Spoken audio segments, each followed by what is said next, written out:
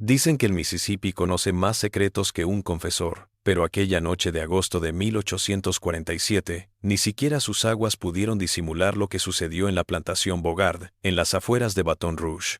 23 testigos vieron sacar del barracón de esclavos a la señora Charlotte Bogard, esposa del senador estatal de Luisiana Theodore Bogard, a las 3 de la mañana. Su camisón blanco estaba manchado con algo oscuro que no era barro.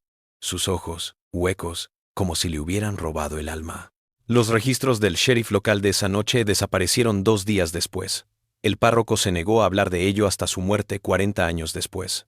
Y todos los esclavos que habían estado en esos barracones esa noche fueron vendidos a distintos estados en el plazo de una semana. Lo que estás a punto de escuchar no es solo otra historia gótica del sur. Es la verdad oculta sobre una de las familias más poderosas de Luisiana y la noche que lo cambió todo.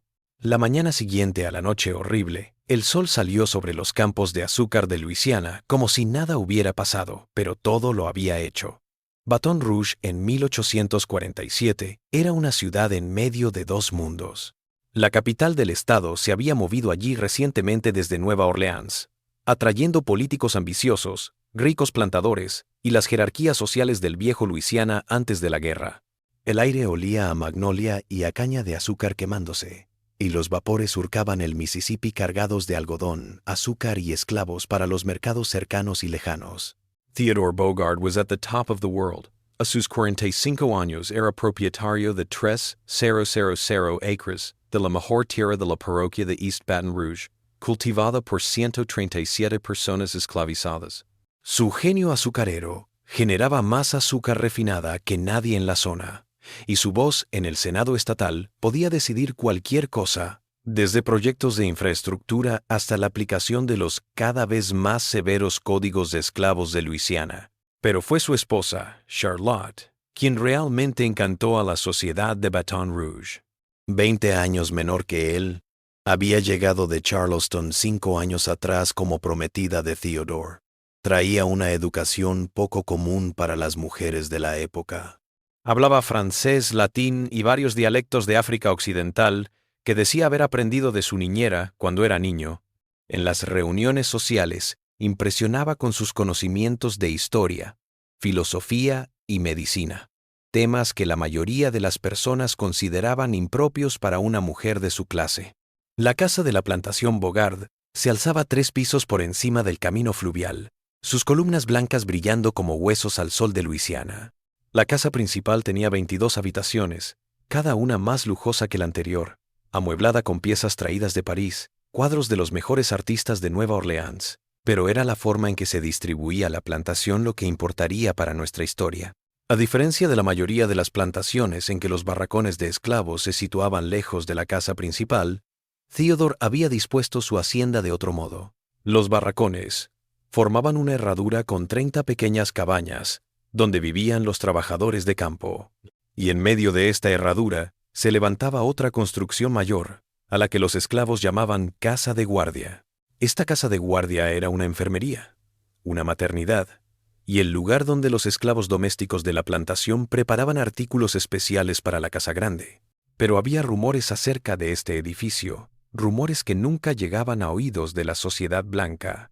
Los esclavos se referían a él solo en voz baja, como el lugar donde los espíritus se reúnen en sus propias lenguas.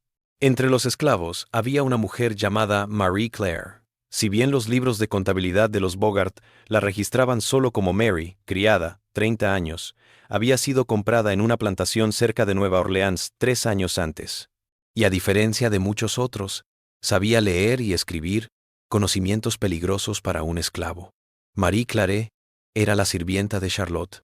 La seguía a todos lados. Lo veía todo. No decía nada. El verano de 1847 había sido cruel. El calor sofocante envolvía la plantación como una carga opresiva, y extrañas enfermedades habían afectado tanto a la población esclavizada como a los capataces blancos. 7 habían muerto solo en julio.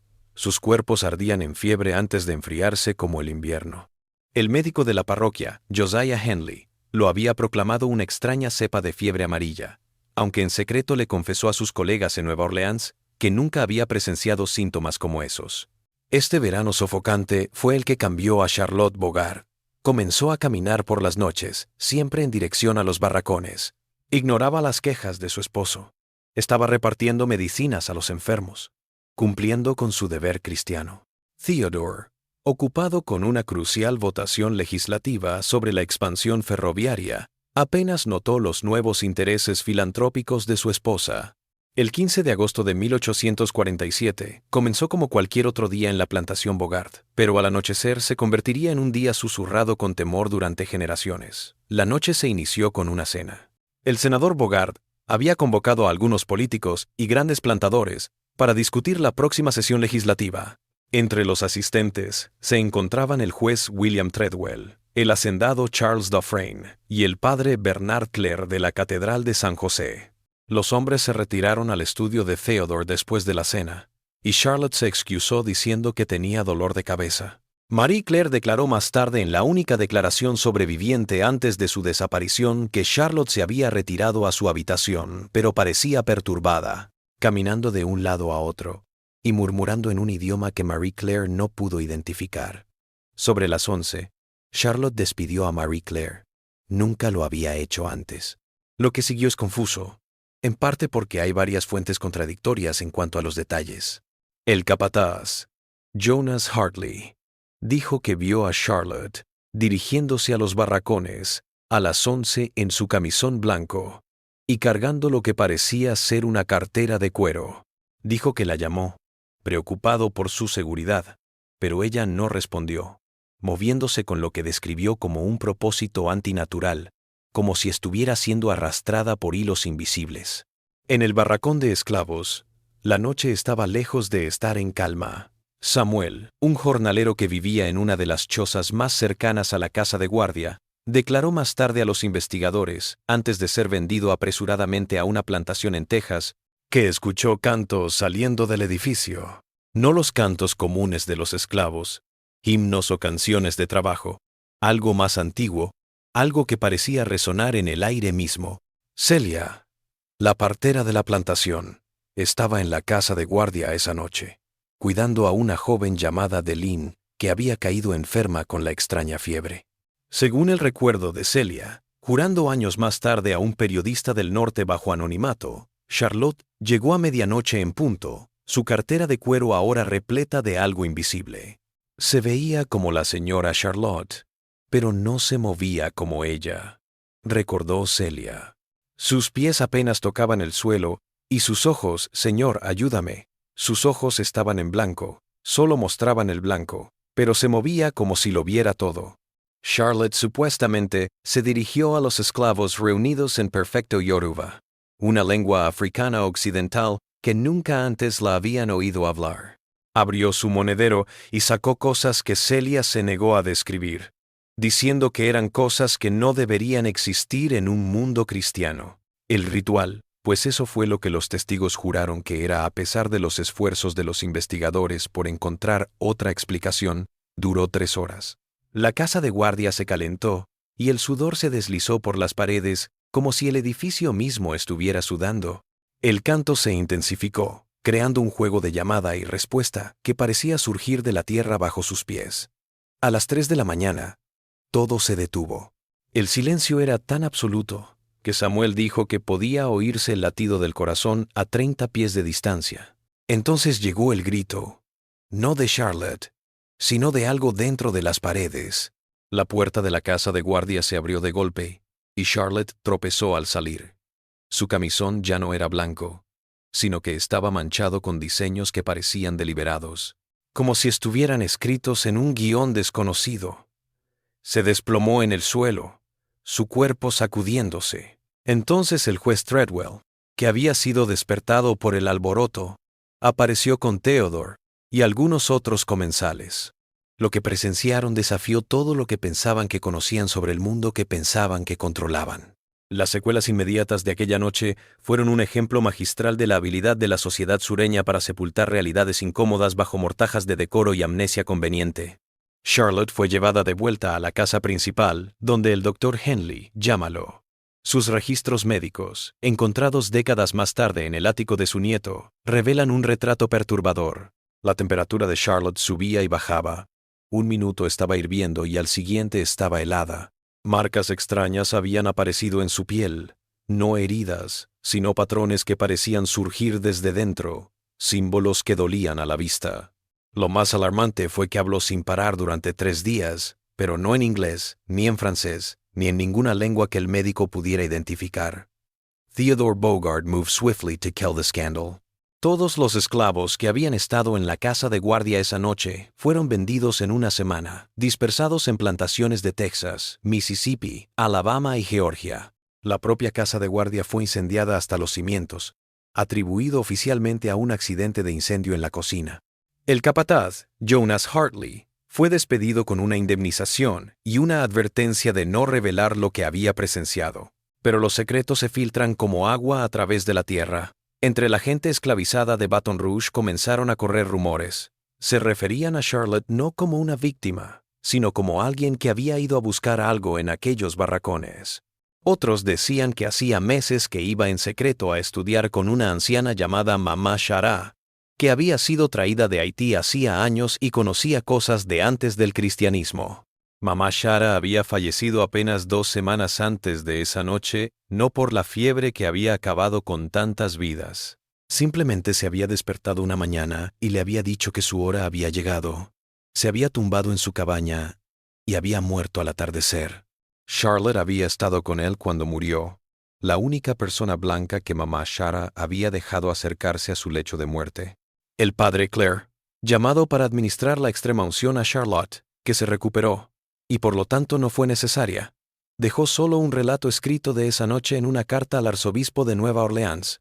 Encontrada en los archivos del Vaticano un siglo después, escribió: «Lo que vi desafía la explicación teológica». La señora Bogard narró secretos que ninguna mujer cristiana debería conocer, los nombres reales de ángeles que no figuran en ninguna escritura, rituales anteriores al diluvio, e incluso describió con exactitud el contenido de documentos sellados de la Iglesia que jamás han abandonado Roma. Cuando le pregunté cómo lo sabía, se rió y dijo: «Los dioses antiguos nunca se fueron, padre. Simplemente aprendieron nuevos rostros». La reacción de la Iglesia Católica no se hizo esperar. El padre Leclerc fue reasignado a una parroquia aislada en el norte de Luisiana, donde pasó sus años restantes en el anonimato, negándose a hablar de lo que había sucedido en la plantación Bogard incluso en su lecho de muerte. Mientras tanto, la recuperación de Charlotte fue casi milagrosa, o sospechosa. En 2 semanas parecía normal. No recordaba la noche. Retomó sus compromisos sociales. Dio meriendas. Fue a la iglesia como si nada hubiera ocurrido.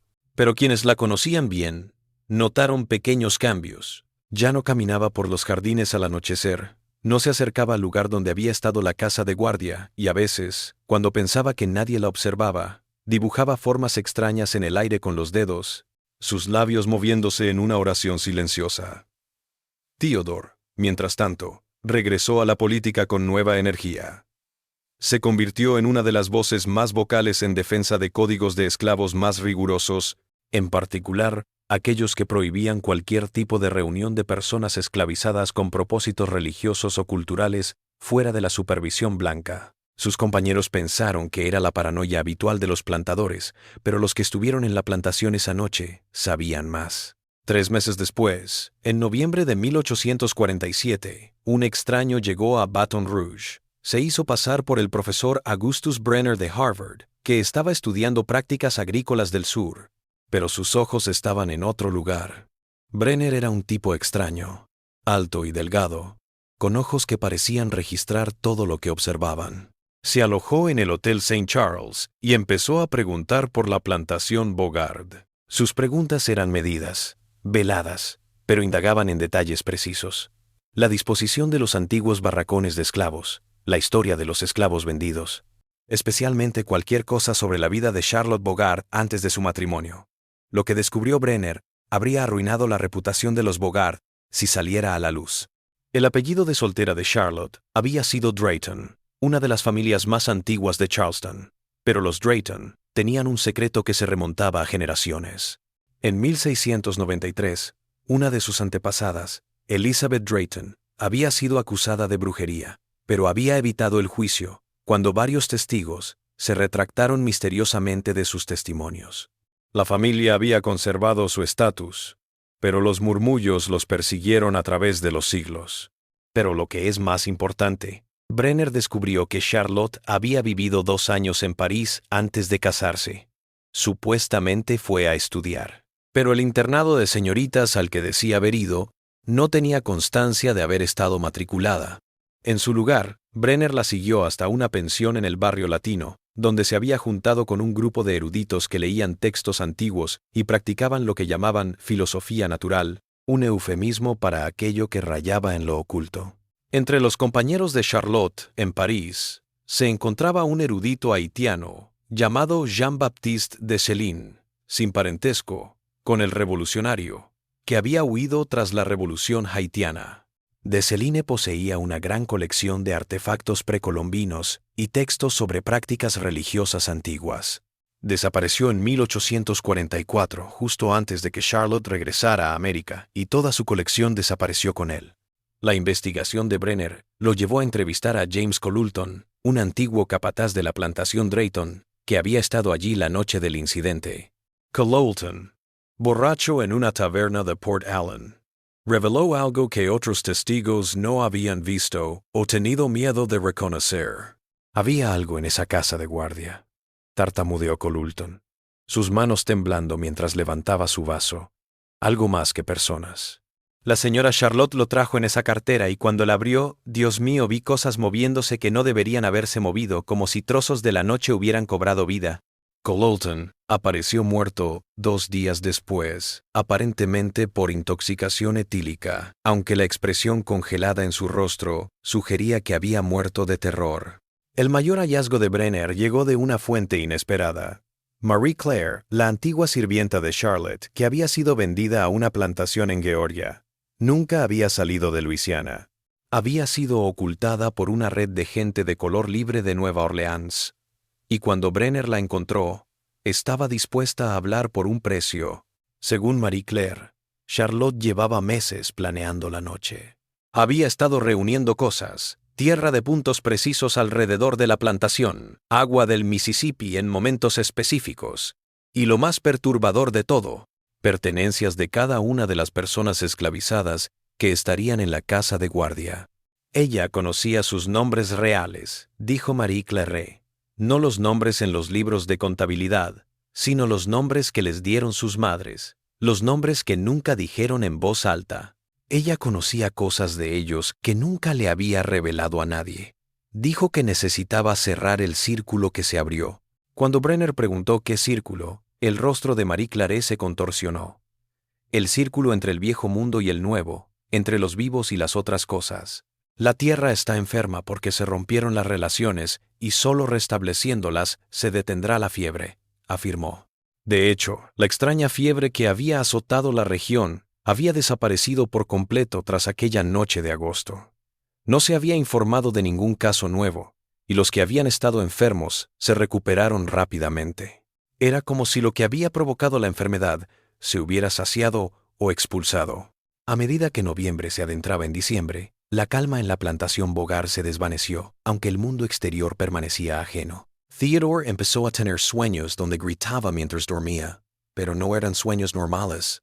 De acuerdo con su valet Marcus, quien había estado con la familia durante 15 años, Theodore en estos episodios hablaba con voces que no eran las suyas. A veces era una anciana hablando en criollo, a veces un niño recitando números en latín, una vez, terriblemente, lo que parecían muchas voces cantando a través de su garganta. El amo Theodore se despertaba con arañazos en los brazos. Diría Marcus a los investigadores más tarde, arañazos largos, como de uñas, pero sus propias uñas estaban cortadas. Y los rasguños formaban diseños, letras quizás, pero no de ningún alfabeto que conociera. Charlotte lo tranquilizaba, pero su forma de tranquilizarlo era extraña. Le susurraba sin parar en un idioma que ninguno de los dos conocía, y Theodore caía en un sueño mortal de 12 horas exactas. En estas noches antinaturales, su temperatura corporal bajaba tanto que se formaba escarcha en las ventanas de su habitación, algo que rara vez sucedía en diciembre en Luisiana. Los esclavos que habían sido traídos para sustituir a los vendidos comenzaron a contar historias extrañas. Las herramientas araban solas los campos. La tierra estaba caliente en algunos puntos, incluso en las heladas mañanas de diciembre. Lo más alarmante era que decían oír cantos por la noche en el lugar donde había estado la casa de guardia, los mismos cantos de llamada y respuesta que se oyeron aquella noche de agosto. Pero había cosas nuevas en estos acontecimientos que no había visto antes. Los esclavos dijeron que veían a Charlotte en lugares donde no podía estar. Un jornalero de Virginia, Joshua, juró haberla visto de pie en medio del campo de algodón al mediodía, inmóvil, mirando al sol con los brazos extendidos. Cuando parpadeó, ella había desaparecido. 20 minutos más tarde, la servidumbre de la casa confirmó que había estado en la sala toda la mañana, organizando un círculo de costura con las otras esposas de los plantadores. Estos avistamientos gemelos se repitieron. La veían tanto en su habitación como en los barracones, cenando con Theodore y al mismo tiempo rezando en el cementerio sobre la tumba de Mama Shara. Cada vez los testigos juraban lo que habían visto, y cada vez había evidencia de que Charlotte estaba en otro lugar. El profesor Brenner había estado pasando sus noches en los archivos de la Catedral de San José y había descubierto algo que relacionaba estos extraños sucesos con algo mucho mayor. En los archivos de la iglesia, halló mención de incidentes similares que databan de la época en que se fundó Baton Rouge. Cada generación había habido una mujer, al parecer, que actuaba como lo que los textos antiguos llamaban un puente entre mundos. Estas mujeres siempre surgían en tiempos de gran desequilibrio espiritual, y lo que hacían, voluntaria o involuntariamente, de alguna manera restauraba el equilibrio. Pero el precio siempre era el mismo: locura, desaparición o muerte en los 7 años posteriores a su primera manifestación. Brenner siguió la pista a través de la historia. En 1791, había sido Marie Thibodeau, una criolla francesa, que de manera inexplicable había descubierto la ubicación de fosas comunes de una rebelión de esclavos totalmente encubierta. Había llevado a la policía a 17 tumbas antes de desaparecer en el pantano, dejando solo su ropa perfectamente colocada en un círculo. En 1815 se encontraba Elizabeth Fortier, la esposa de un colono americano que de repente había comenzado a hablar en lenguas nativas que nunca había estudiado, revelando la ubicación de artefactos sagrados ocultos durante la colonización. Había muerto exactamente 7 años después, el mismo día que su primer episodio, su cuerpo cubierto de símbolos que parecían quemaduras desde dentro. El patrón era evidente. Cada 30 o 35 años aparecía una mujer que servía de canal para algo que necesitaba ser reconocido, algo que necesitaba un recipiente humano para manifestarse y resolver algún asunto espiritual pendiente. Y Charlotte Bogard era la última de la línea. El 10 de diciembre, el embarazo de Charlotte comenzó a manifestarse físicamente de manera inexplicable. El doctor Henley, que la revisaba semanalmente por insistencia de Theodore, anotó irregularidades que más tarde trataría de destruir, pero sobrevivieron copias en los papeles personales de su ayudante. Su abdomen se hinchaba y desinflaba. Un día parecía de 5 meses, y al siguiente apenas se notaba. Más perturbadores eran los movimientos que sentía durante el examen. No eran patadas ni giros de bebé, eran movimientos conscientes, casi inteligentes, como si algo dentro estuviera explorando sus límites, probando los confines de su prisión. En una revisión, el doctor Henley se puso el estetoscopio en el abdomen de Charlotte para escuchar los latidos del bebé. Lo que escuchó lo hizo retroceder con sorpresa. En lugar de un latido, escuchó lo que parecían docenas, todos ligeramente fuera de ritmo, tirando de algo dentro de su pecho. Cuando trató de explicarlo después, todo lo que pudo decir era que sonaba como una iglesia de corazones latiendo en recuerdos. Charlotte no parecía darse cuenta de estas cosas. Seguía sus rituales diarios con una normalidad inquietante que perturbaba a todos a su alrededor. Hacía picnics donde se interrumpía a media frase, miraba fijamente al vacío durante 13 segundos y luego seguía como si nada. Bordaba ropa de bebé con diseños que dolían a la vista. Formas geométricas que parecían moverse cuando las mirabas de reojo. Theodore, meanwhile, was deteriorating. Había perdido casi 30 libras desde agosto. Su forma robusta se volvía demacrada, hueca. Se rehusaba a comer carne. Decía que sabía a tierra de tumba. No podía estar en habitaciones con espejos, afirmando que mostraban cosas detenidas detrás de él que no estaban presentes.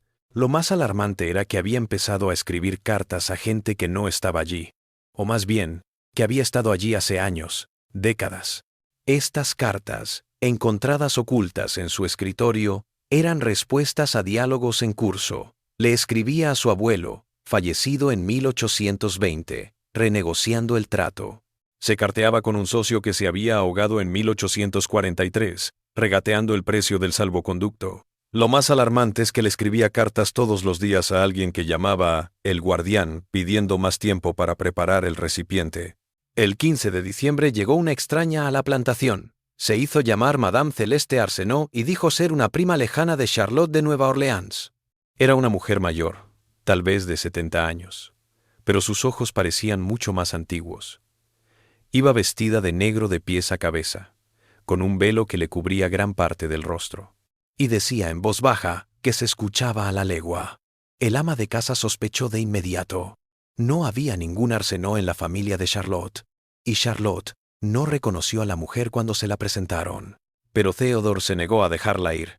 Le dio la mejor habitación de invitados y les dijo al personal que hicieran lo que ella deseara. Las exigencias de Madame Arsenault eran extrañas, por decirlo menos. Exigió tierra de 7 puntos distintos de la plantación, agua recogida en luna nueva, y lo más perturbador, un frasco de sangre de cada habitante de la plantación, esclavizado y libre. Cuando el capataz se quejó, Theodore se enfureció como nunca nadie lo había visto, amenazando con azotar al hombre si no obedecía. La recolección de sangre tardó 3 días. Madame Arsenault, ella misma supervisó, usando agujas separadas para cada individuo, cada una grabada con símbolos que parecían retorcerse, bajo la luz de las lámparas. Les hablaba mientras les sacaba la sangre, murmurando palabras en una lengua más antigua que el francés, el inglés, o cualquier lengua africana. Algunos dijeron después que cuando ella los miraba a los ojos, no veían su reflejo, sino fragmentos de rostros ancestrales que reconocían por el parecido familiar, pero que nunca habían visto antes. El 18 de diciembre, el profesor Brenner trató de ir a la plantación para avisarles de lo que había descubierto. Nunca llegó más allá de la puerta principal. Cuando su carruaje pasó por las tierras de Bogard, los caballos se encabritaron aterrorizados y se negaron a seguir. Cuando Brenner intentó seguir a pie, fue invadido por tal horror que vomitó y se derrumbó. Lo encontraron horas más tarde viajeros, delirando y hablando del niño en las sombras que engorda con tiempo robado. Aquella noche, cada fuego de la plantación ardió en verde. Las velas, las lámparas de aceite, incluso los fuegos de la cocina, adquirieron ese mismo color enfermizo. Su resplandor arrojaba sombras que parecían moverse por voluntad propia, reuniéndose en las esquinas y en los portales, observando. Marie Claire, quien había estado volviendo en secreto a la plantación por la noche para reunir información por sí misma, vio algo que la atormentaría por el resto de su vida. Vio a Charlotte y a Madame Arsenault en el cementerio familiar, de pie junto a la tumba de la hermana pequeña de Charlotte, que había fallecido 30 años antes de que naciera Charlotte. Estaban desenterrando con sus manos algo que Marie Claire no podía reconocer, algo envuelto en lo que parecía ser membrana placentaria, descompuesta a pesar de haber estado enterrado durante décadas. Lo que encontraron lo llevaron de vuelta a casa como si se tratara de una reliquia sagrada. Marie Claire las siguió a la distancia y las vio llevarlo a la habitación de Charlotte, donde Theodore las esperaba, en un estado casi religioso, llorando y diciendo: «El círculo está completo. La deuda está saldada, el niño vuelve a casa». El 20 de diciembre, Charlotte anunció que estaba embarazada. No es que estuviera embarazada de meses.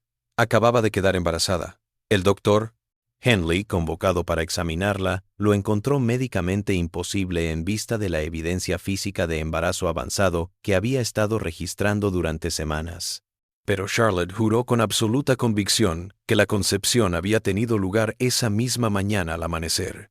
La semilla se plantó cuando el sol tocó la tierra, le dijo, sus ojos enfocados en algo más allá del mundo. 9 días crecerá, 9 noches se reunirá, y a la hora 9 del 10º día se coronará. Esto era el 29 de diciembre, una fecha que la investigación de Brenner había reconocido en varias tradiciones ocultas. Un día en que el velo entre los mundos se decía que era más delgado a medida que se acercaba el final del año. Los sirvientes comenzaron a desertar con mayor frecuencia en los últimos días del año. Pusieron excusas, familiares enfermos, mejores oportunidades en otro lugar, pero la verdad estaba en sus ojos aterrorizados. Los que permanecieron lo hicieron por lealtad generacional o porque literalmente no tenían a dónde ir. Entre los que se quedaron estaba el viejo Benedict, el jefe de cuadras, que había estado al servicio de los Bogart durante 40 años. El 22 de diciembre tomó una decisión. Envió en secreto una carta al padre Jean-Baptiste Duchesne, un viejo sacerdote de Nueva Orleans, reconocido por su conocimiento de lo que la Iglesia llamaba eufemísticamente situaciones espirituales irregulares. El padre Duchesne había participado en la reacción de la Iglesia al incidente de 1815 con Elizabeth Fortier. Era una de las pocas personas que conocía el patrón que se repetía en la plantación Bogart. Cuando recibió el mensaje de Benedict, se puso en camino a Baton Rouge, recogiendo cosas que la Iglesia no había sacado de Luisiana desde los primeros días de la colonización, cosas que vivían en el espacio gris entre el ritual cristiano y algo mucho más antiguo. Mientras tanto, Madame Arsenault había empezado lo que ella llamaba la preparación del recipiente. Esto significaba que Charlotte pasaba horas cada día en una habitación preparada. Todos los espejos cubiertos de tela negra, las ventanas selladas con cera mezclada con tierra de cementerio, el suelo cubierto de patrones dibujados con sal, ceniza y lo que parecía ser hueso molido. Se sentaba en medio de ellos mientras Madame Arsenault paseaba a su alrededor en caminos geométricos, hablando sin cesar en ese susurro arcaico. Los testigos que se encontraban en la habitación dijeron que escucharon la voz de Madame Arsenault, y lo que parecían ser decenas de voces cantando al unísono. El sonido era como el viento atravesando un cementerio. Theodore había dejado de dormir. Se pasaba las noches escribiendo en un diario, llenando páginas y más páginas de texto que alternaban entre inglés, francés, latín y símbolos que no se parecían a ningún alfabeto conocido. Cuando la criada de Charlotte vislumbró una de estas páginas, lo que vio parecían planos arquitectónicos, no de un edificio, sino de algo que existía en más de 3 dimensiones, con notas que decían castigos portantes y duelos cardinales. El 23 de diciembre los animales empezaron a morir. Comenzó con las gallinas. Todos los gallos de la plantación amanecieron muertos y colocados en un círculo perfecto alrededor del gallinero. Entonces los cerdos, los 17, se derrumbaron todos a mediodía, sus cuerpos retorcidos en posturas como si hubieran intentado reverenciar o arrodillarse. Por la noche, todos los caballos de los establos estaban muertos, sus ojos abiertos, sus bocas retorcidas en lo que parecía una sonrisa humana. Solo sobrevivió el ganado, que permaneció en los campos, mugiendo sin cesar en lo que los testigos llamaron casi una canción, un himno de criaturas que habían olvidado que eran bestias. Esa noche, Charlotte se desvaneció. Se había retirado a su habitación después de la cena, diciendo que estaba cansada por el embarazo. Cuando Theodore fue a verla 1 hora más tarde, la habitación estaba vacía, la ventana abierta, símbolos extraños dibujados en las paredes, en lo que parecía ser ceniza mezclada con sangre. Los símbolos dolían a la vista, como si se movieran y distorsionaran al ser mirados fijamente. Pero esta vez había algo más. En el lugar donde debería haber estado la cama de Charlotte, había un agujero, no a través del suelo, sino en el suelo, un círculo perfecto de oscuridad que parecía absorber la luz a su alrededor. Theodore se quedó de pie en su borde, mirando hacia abajo en abismos que no deberían estar allí. Abismos que parecían extenderse más allá de los cimientos de la casa, más allá de la tierra misma. En la oscuridad, escuchó la voz de Charlotte, pero multiplicada, cantando consigo misma a través de las edades. La oyó como una niña, como una muchacha, como una anciana que nunca fue. Todas sus voces decían lo mismo. El pago está cerca, el círculo se cierra, el niño se alza de la prisión del dolor. El grito de Theodore hizo que todos en la casa corrieran. Lo hallaron arrodillado junto al agujero imposible, introduciendo su mano en la negrura mientras murmuraba acerca de regresarla del otro lado del tiempo. Madame Arsenault se asomó a la puerta, ya no la anciana que había llegado. Su forma real nunca podían concordar los testigos. Algunos la juraban imposiblemente vieja, otros desgarradoramente joven. Otros decían que parecía muchas mujeres en una sola. «Es hora», dijo con una voz que parecía emanar de las paredes mismas. «El cuenco ha bajado a recoger lo esparcido. Ella volverá con el dinero». Se organizó una partida de búsqueda de inmediato. Aunque la mitad de los hombres se negaron a participar cuando supieron que Charlotte había sido vista por última vez cerca de las ruinas de la casa de guardia. Los que sí fueron Theodore, el doctor, Henley, el juez Treadwell y 4 capataces, armados no solo con revólveres, sino con cruces, agua bendita y herraduras de hierro, aunque ninguno de ellos podía decir a qué esperaban enfrentarse. Siguieron el rastro de Charlotte fácilmente. Sus pies descalzos habían dejado huellas en el suelo, pero las huellas eran extrañas. Mostraban no solo sus huellas presentes, sino huellas superpuestas de distintos tamaños. Pies de niño, adolescente, adulto, y lo imposible, el arrastre de una anciana. Era como si todas las edades que había sido y nunca sería, estuvieran caminando juntas en el mismo camino. El camino llevó directamente a las ruinas de la casa de guardia. Allí, en medio de los cimientos chamuscados, Charlotte había despejado un círculo perfecto en la ceniza y los escombros. Se sentó en el centro del círculo, su camisón blanco, el mismo que había llevado en agosto, extendido a su alrededor como un sudario. Pero no estaba sola. Las sombras a su alrededor se habían materializado, pero no las formas borrosas que la gente había informado antes. Estas eran sombras particulares, formas distintas, que los hombres llegaron a reconocer con horror. Vieron las sombras de la gente esclavizada que había sido vendida de pie en los lugares precisos en los que habían estado esa noche de agosto. Vieron las sombras de los muertos por la fiebre, sus siluetas temblando como espejismos de calor. Y vieron otras sombras, cosas más antiguas y extrañas que la presencia del hombre en la tierra. Charlotte estaba hablando con estas sombras y ellas respondían, no con palabras, sino con movimientos que dibujaban formas en el aire que dolían a la vista. Hacía un ademán y las sombras se movían como agua. Decía un nombre y esa sombra se materializaba por un instante, casi carne antes de desvanecerse de nuevo en la oscuridad. Theodore llamó a su esposa, pero ella no respondió. Sus ojos estaban en blanco, girados hacia atrás en su cabeza, pero se movía con precisión, sus manos sacando cosas de la cartera de cuero a su lado, la misma de agosto, pero ahora parecía contener mucho más de lo que cabría esperar.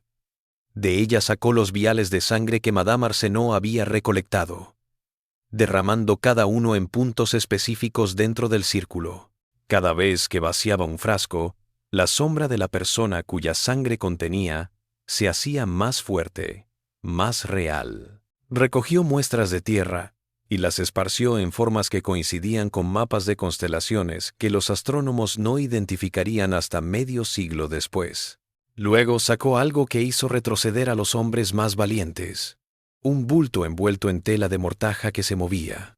Mientras lo desembalaban, se dieron cuenta de que era la cosa que ella y Madame Arsenault habían desenterrado de la tumba del bebé, pero ya no era materia muerta. Latía, crecía, mientras lo miraban, tomando forma casi humana. El doctor Henley, resistiendo cada impulso de huir, avanzó para sacar a Charlotte del círculo. Al pisar la línea de ceniza, gritó y cayó hacia atrás. Más tarde, diría que en ese momento había visto y sentido todo. La historia de la tierra bajo sus pies, milenios antes de la llegada europea, capa tras capa de muerte y renacimiento, ritual y sacrificio, todo pidiendo ser reconocido, restaurado. Pero más que eso, había visto la verdad de lo que estaba haciendo Charlotte. Esto no era una invocación ni una posesión, era un alumbramiento. Estaba pariendo, no a un niño, sino a todos los niños no nacidos, todos los linajes interrumpidos por la violencia y la esclavitud, todos los futuros posibles truncados. Lo que crecía en su vientre y en el bulto frente a ella era la posibilidad condensada de todas esas vidas perdidas. La voz de Charlotte se elevó. En lenguas anteriores al habla humana, palabras que parecían eludir los oídos y resonar directamente en los huesos de quienes escuchaban. Las sombras giraron a su alrededor, cada vez más rápido. Un remolino de oscuridad que atrajo todo lo que estaba cerca. Hojas, escombros, incluso piedritas, fueron arrastradas al vórtice. Theodore se quitó la pistola que llevaba y apuntó a su esposa. Pero antes de que pudiera disparar, los ojos de Charlotte se abrieron de repente, mirándolo con una tristeza infinita, terrible comprensión. «Está hecho, Theodore», dijo con su voz normal, aunque parecía venir de todas partes a la vez. «El precio está pagado, el círculo está cerrado, la tierra tendrá su parte». Entonces, el cuerpo de Charlotte se estremeció. Gritó, no de dolor, sino en algo que sonó peligrosamente parecido al éxtasis. El bulto frente a ella comenzó a agitarse más violentamente, creciendo rápidamente hasta un niño de 3 años, luego un adolescente, luego de vuelta a un niño, como si no pudiera decidir qué edad debía ser.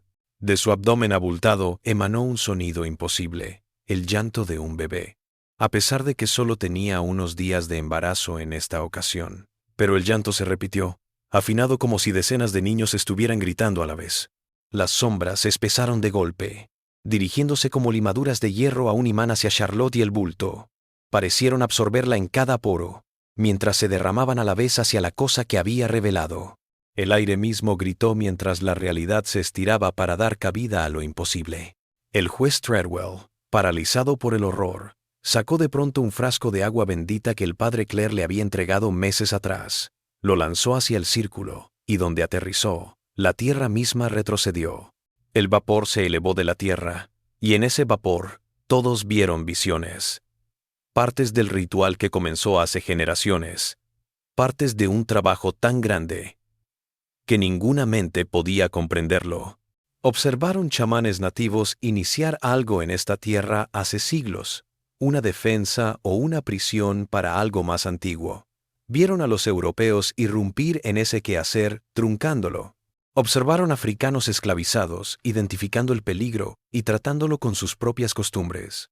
Vieron pasar generaciones de mujeres que actuaban como canales, cada una aportando una pieza a un rompecabezas que no comprendían. Y vieron lo que pasaría si el ritual se completaba. No destrucción, sino transformación. La tierra misma recordaría todo lo que habían hecho sobre ella, y lo recordaría en carne y hueso. Charlotte se desplomó. El bulto frente a ella, ahora tomando la forma de un niño de aproximadamente 3 años, aunque sus rasgos cambiaban constantemente, mostrando rostros de diversas etnias, de diversas épocas, como si se tratara de todos los niños jamás nacidos en esta tierra. La noche estaba tranquila, solo se escuchaba el llanto de un bebé, pero el vientre de Charlotte había vuelto a la normalidad.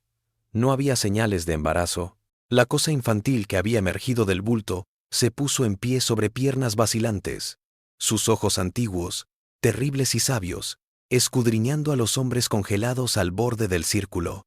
Al hablar, su voz era la voz de todos los idiomas que habían existido en esta tierra, desde sus primeros habitantes hasta el día de hoy. Soy la deuda encarnada, soy el dolor hecho, soy lo que os debe y nunca podréis pagar. Estoy aquí para recordar, y recordando, para equilibrar la balanza. Theodore se arrodilló, llorando. La cosa infantil se acercó a él, le puso una mano de bebé y anciana a la vez en el hombro, y le susurró algo al oído que lo hizo gritar como si le estuvieran arrancando el alma. Y entonces de repente todo se detuvo. La cosa infantil se desvaneció como la niebla de la mañana. Las sombras volvieron a la normalidad, y Charlotte estaba tumbada e inconsciente, pero respirando en el centro del círculo.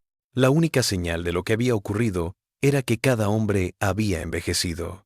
Su cabello estaba más blanco, sus rostros más arrugados, como si hubieran pasado años en aquellos minutos. Charlotte fue llevada de vuelta a casa, donde estuvo inconsciente durante 3 días. En ese tiempo, cosas extrañas comenzaron a suceder en toda la plantación, cosas que no podían explicarse. Todos los espejos de la casa de la plantación se rompieron a la vez, pero las grietas formaron mapas del ferrocarril subterráneo que los historiadores no descubrirían hasta un siglo después. Cada libro en la biblioteca de Theodore se reordenó, ya no alfabéticamente ni por tema, sino por algún sistema que parecía medir el peso emocional de sus páginas. Lo más perturbador fue que todos los esclavos de la plantación dijeron haber tenido el mismo sueño. Un niño que recorría los barracones tocando la puerta de cada cabaña y dejando huellas de manos sangrientas que podían verse en el sueño, pero desaparecían al despertar. Pero con esas huellas de manos llegó algo más: conocimiento. Todos los que fueron tocados en el sueño despertaron conociendo cosas que no deberían saber. Sabían los nombres reales de los bisabuelos vendidos hacía ya tiempo. Sabían dónde se hallaban familiares dispersos por el sur. Sabían qué capataces eran de fiar, cuáles tramaban violencia. Pero sobre todo, sabían que algo había cambiado en la jerarquía de la plantación, aunque no podían precisar qué. Al tercer día Charlotte se despertó como si hubiera tenido un sueño normal. No recordaba los últimos 6 meses. No recordaba lo de agosto, el embarazo, el ritual de la Nochebuena. El doctor Henley la revisó, y no había signos de que estuviera embarazada. Pero no dijo nada sobre cómo su cuerpo mostraba signos de haber cargado y parido a un niño. No recientemente, sino muchas veces. Parecía que había parido docenas de veces. Madame Arsenault había desaparecido. Su habitación no parecía habitada, y cuando Theodore trató de describirla a otros, no pudo recordarla. Todo lo que recordaba era que se sentía en presencia de algo grande y antiguo que llevaba temporalmente forma humana. El padre Duchesne llegó de Nueva Orleans el 30 de diciembre, demasiado tarde para prevenir lo que había sucedido, pero tal vez a tiempo para comprenderlo. Lo que descubrió en la plantación Bogard le convenció de que algo sin precedentes había ocurrido, no una posesión o un fantasma, sino lo que más tarde describiría en archivos clasificados del Vaticano como un equilibrio del libro mayor espiritual. La tierra misma recuerda, escribió en su informe, cuando se cometen grandes injusticias, esa memoria pide ser expresada. Hallará cántaros por donde hablar, queriendo o no queriendo. Lo que sucedió en la plantación Bogard no fue maldad, sino el reconocimiento forzado de deudas que nunca podrán ser saldadas. Las primeras consecuencias fueron catastróficas. En una semana, Theodore liberó a todos sus esclavos, dándoles dinero y tierras, lo que lo convirtió en un paria entre otros plantadores. Pero ¿qué dijo que tenía que hacer? Aunque nunca pudo decir por qué. Solo decía que había visto el precio en sangre y sombra, y ya no podía aprovecharse de él. Charlotte pasó 5 años más aparentemente sana, con una excepción. Ya no podía estar sola en la oscuridad. Necesitaba velas o lámparas encendidas toda la noche, y si se apagaban, despertaba gritando acerca del niño en las sombras que intentaba regresar con ella. Pero hubo otros cambios, más sutiles, pero quizás más profundos. Charlotte se dio cuenta de que conocía cosas que no podía saber. Podía hablar idiomas que nunca había estudiado, no solo africanos, sino lenguas indígenas extintas hace siglos. Conocía la ubicación de cada cuerpo sepultado en tumbas sin nombre, en kilómetros a la redonda. Sabía los nombres reales de personas que habían sido rebautizadas por traficantes de esclavos, nombres perdidos en el tiempo. Empezó a explotar este conocimiento en voz baja, pero con eficacia. Mandaba cartas anónimas a familias diciéndoles dónde hallar a seres queridos perdidos. Dejaba en las encrucijadas paquetes con documentos que certificaban la propiedad de tierras robadas a los pueblos originarios. Murmuraba algunas palabras a los esclavos que se encontraban a su paso por la ciudad. Palabras que los hacían dominar a sus amos en formas que no podían explicarse, pero que funcionaban. Theodore, meanwhile, had fallen into a kind of functional madness. Siguió siendo senador, pero ahora impulsaba leyes que parecían salir de la nada. Proyectos de ley para dar reparaciones a los pueblos esclavizados, para devolver la tierra a las tribus nativas, para rehacer por completo el poder del sur anterior a la guerra. Sus compañeros lo tacharon de loco, pero sus ideas, plasmadas en el registro del Congreso, predecirían extrañamente los cambios que llegarían un siglo después. En sus diarios personales, hallados tras su muerte, Theodore anotaba compulsivamente acerca del niño, no un niño real, sino algo liminal, ni real ni metafórico. Dijo que lo visitaba cada noche, mostrándole visiones de lo que el sur podría haber sido si hubieran elegido otro camino, futuros ahora imposibles, pero cuyos fantasmas aún vivían en el reino de lo posible. El niño se fortalece, anotó en una entrada, no físicamente, pues no tiene forma, sino en poder. Murmura a los durmientes, revela a los culpables sus delitos en sueños. Y poco a poco, inexorablemente, curva el arco de la historia hacia la justicia. El niño es la revolución encarnada, la justicia hecha carne, el futuro que se alarga hacia atrás, para reinterpretar el pasado. El profesor Brenner, que se había derrumbado frente a la puerta de la plantación, Dedicó los años que le quedaban a descifrar lo que había sucedido. Su investigación lo llevó a una impactante revelación. El ritual en la plantación Bogard no fue un evento aislado, sino parte de algo mucho mayor. Rastreó incidentes similares en otras 17 plantaciones en todo el sur entre 1845 y 1850. En cada caso, los patrones eran los mismos. Una mujer blanca excepcionalmente educada, relaciones con personas esclavizadas, conocedoras de prácticas espirituales africanas, alineaciones astronómicas, rituales que parecían estar sanando alguna herida en la tierra misma. Pero más que eso, descubrió que estos eventos estaban relacionados, tejiendo una red de trabajo espiritual en todo el sur. Cada ritual era un punto en una red de poder.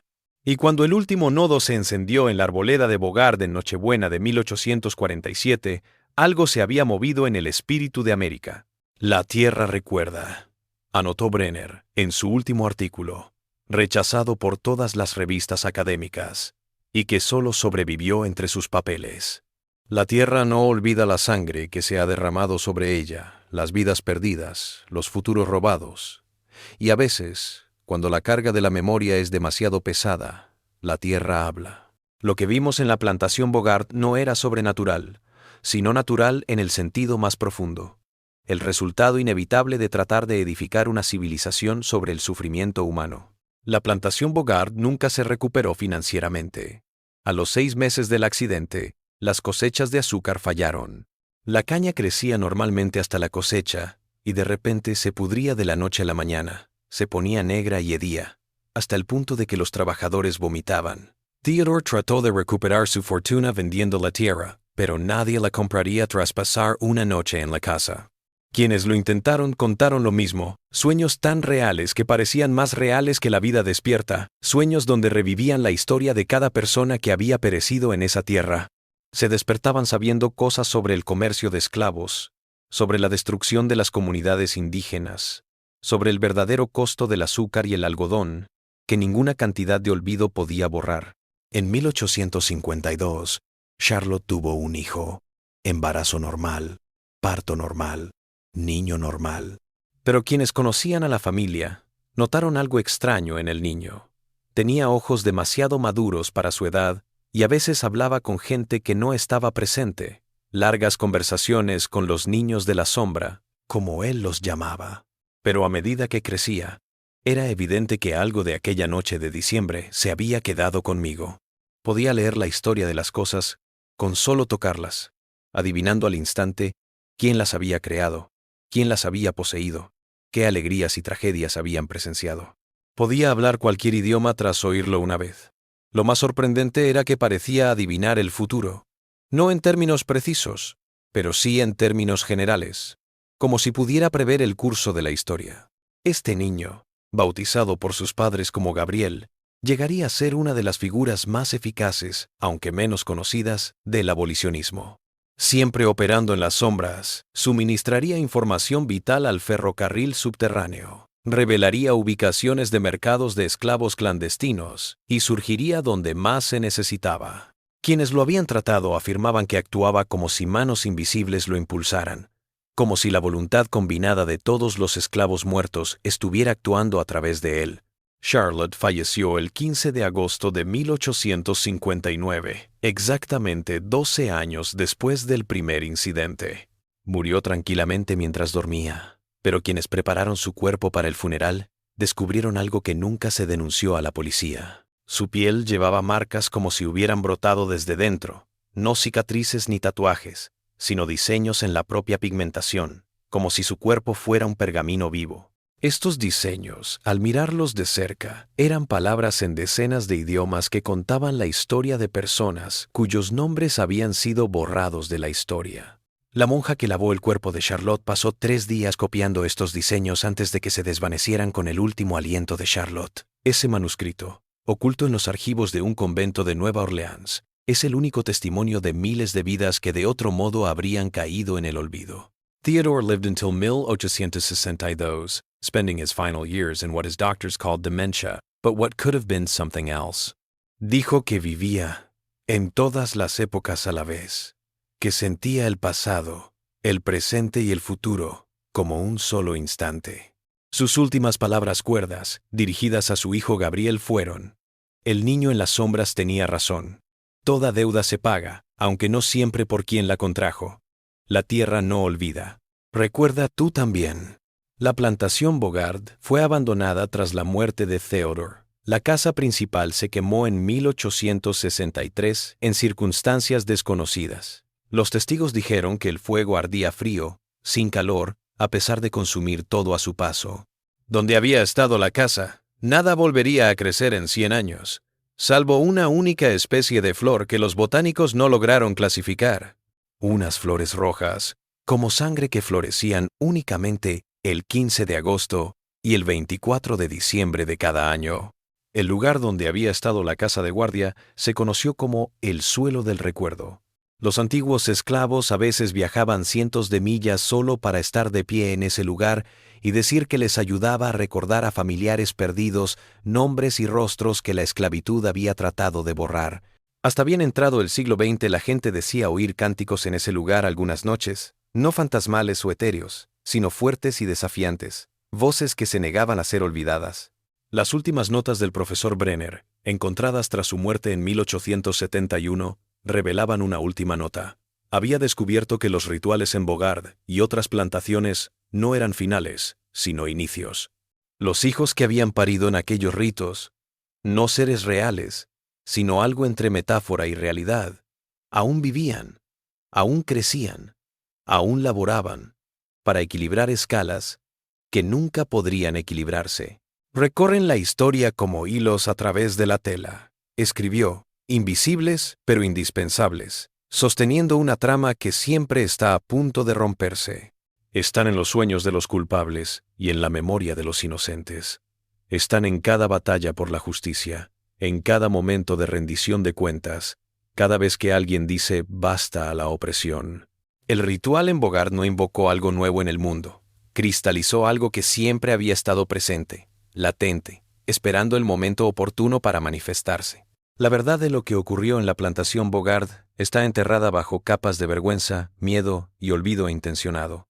Los registros oficiales fueron destruidos, los testigos dispersados o silenciados, y la evidencia física quemada o enterrada, pero la verdad, como la tierra, tiene memoria.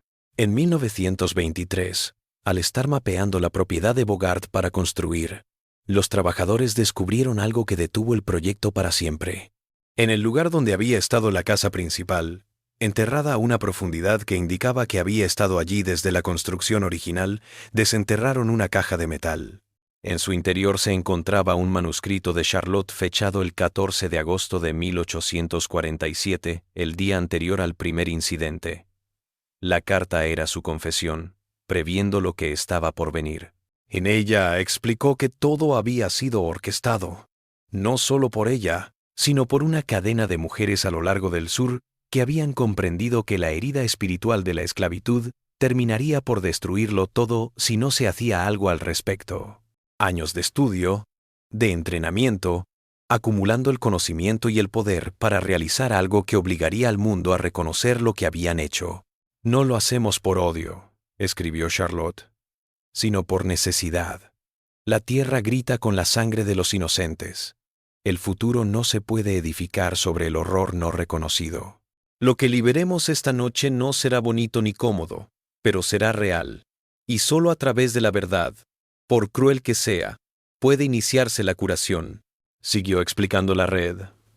Esposas e hijas de dueños de plantaciones que habían sido instruidas en secreto por mujeres esclavizadas que conocían las costumbres espirituales que sus esposos y padres trataban de eliminar. Se habían dado cuenta de que estaban en una posición singular para hacer enlaces entre mundos, para aprovechar su privilegio y abrir caminos para la justicia. La historia no será amable con nosotros si es que nos recuerda, escribió Charlotte. Seremos tachadas de histéricas, poseídas o locas. Pero sabemos lo que somos. Parteras de un parto atroz, servidoras de una justicia que no comprendemos. Los hijos que traemos no son nuestros, son de todas las madres a quienes les robaron, vendieron o nunca les dejaron nacer a sus hijos. En nuestros cuerpos se hace presente el futuro negado. La carta terminaba con una advertencia. Este no es el fin, sino el comienzo. Los hijos de la sombra y el dolor se harán más fuertes con cada año que pase. Susurrarán al oído de los poderosos, revelarán a los culpables sus delitos en sueños, y lenta, inexorablemente, doblarán el arco de la historia hacia la justicia. La tierra recuerda, los niños recuerdan. Y todos, tarde o temprano, a la fuerza, o por voluntad propia, tendrán que recordar. Hoy en día, el lugar de la plantación Bogard es un campo vacío de propiedad estatal sin desarrollar. Los nativos todavía lo evitan después del anochecer, aunque pocos recuerdan por qué. A veces la gente dice que ve luces que se mueven por el campo como si hubiera una reunión enorme, pero nunca hay nadie allí cuando van a mirar.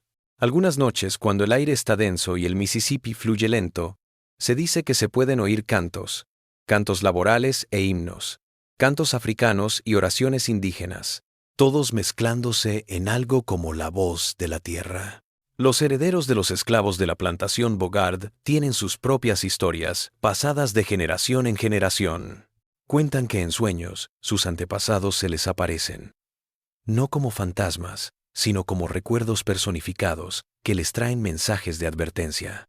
Hablan de conocer cosas que no deberían conocer, de niños nacidos con dones inexplicables, de una deuda pagada en sangre y sombras, que de alguna manera liberó algo. ¿Qué pasó en realidad en la plantación Bogard en 1847? Histeria colectiva, fraude orquestado o algo más allá de nuestra comprensión de la realidad. La evidencia, lo poco que queda, apunta a las tres cosas y a ninguna. Lo que sí sé es que algo se movió esa noche, algo que resonó a través de la historia hasta el día de hoy. La tierra no olvida nada, ni injusticia, ni crueldad, ni vida perdida, ni futuro robado, y cuando la carga de ese recuerdo se hace demasiado pesada, se manifiesta. Las mujeres que fueron portadoras de esa revelación sufrieron un precio terrible, pero tal vez comprendieron que algunos precios merecen ser pagados, que algunas verdades deben ser reveladas sin importar el costo. El niño de las sombras aún vaga entre nosotros, dicen, no como una presencia física, sino como una presencia en el inconsciente colectivo, un recordatorio de que las deudas pendientes no simplemente desaparecen.